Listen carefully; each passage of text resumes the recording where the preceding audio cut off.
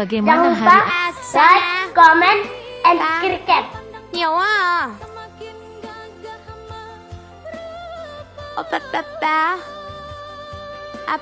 Apple. Hả? Ba. Kim. Song. Apa Muhari.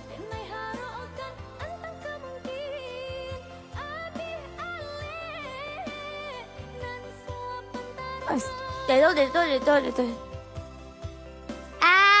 Ba. Ngày hôm nay của các bạn thế nào? Bagaimana harimu? Bagai.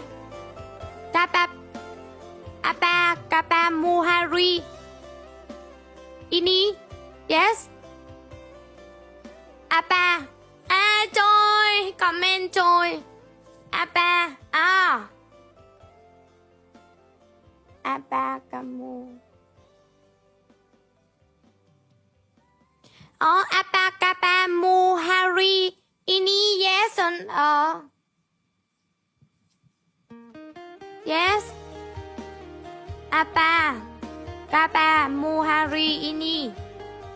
Yes, no? Apple. Apa? No.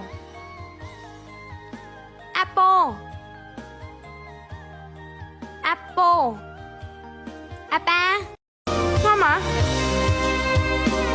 Ngoan à? Ăn cho mình khác đi. Hello, okay. Samina, I love you, thank you.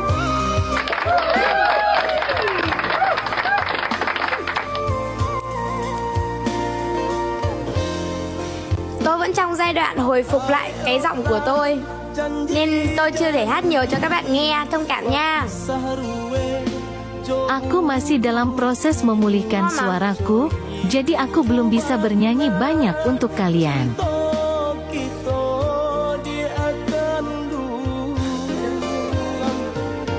Lấy thêm nước đi. Ok, love you Bên Nhung, thank you. Yan Chi.